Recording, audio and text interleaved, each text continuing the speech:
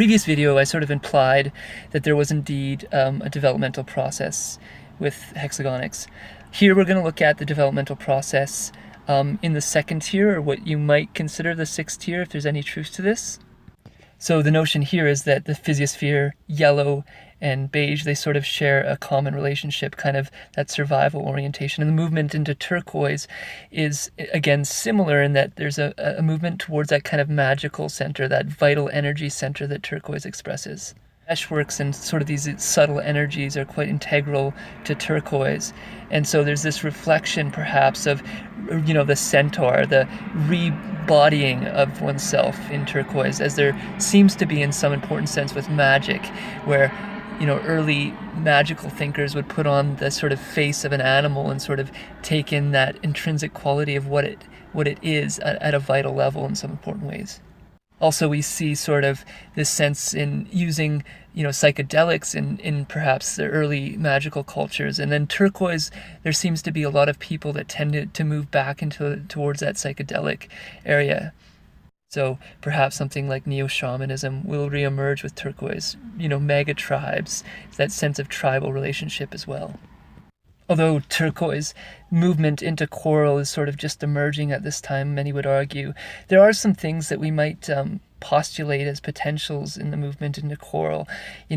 I kind of argued recently that, there's a sense of a new kind of eye emergent with the qualities with that particular domain. And so one might say that a new kind of rind might come online, that is to say, one in which there's a cyborg overlay over one's head, potentially, as kind of a new developmental context for what's next. And so, things like virtual reality, the bodysuit that we might foresee, wherein you sort of have this ability to experience reality in different areas of the world, potentially have, almost a touch presence of things that are far, far away from you. And as well as, sort of matrix-like downloading of data into your brain mind, potentially things along those lines. I'll make something of a guess here what indigo could look like. Now, this is pretty speculative and it's pretty far out there in many regards, but I'm just going to say it and, take it as you will. So suppose, in fact, that there is this sort of ordering process to it, to this whole domain of thinking. If that's the case, it would feel to some degree like things are pre-written, that there is a script in which we're kind of following, if this is the case. One way of looking at it potentially is that we're in something of a simulation. Now, this sounds absurd, but, serious thinkers are taking this to some degree serious, like Nick Bostrom.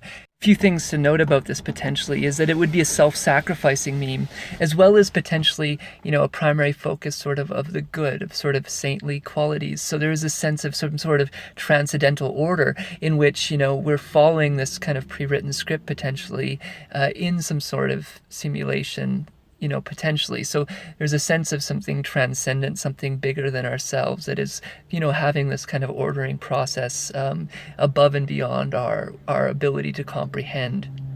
I won't even really try to speculate on what I'm calling peach and emerald, and those are just, silly names that I'm throwing out there to round out this process.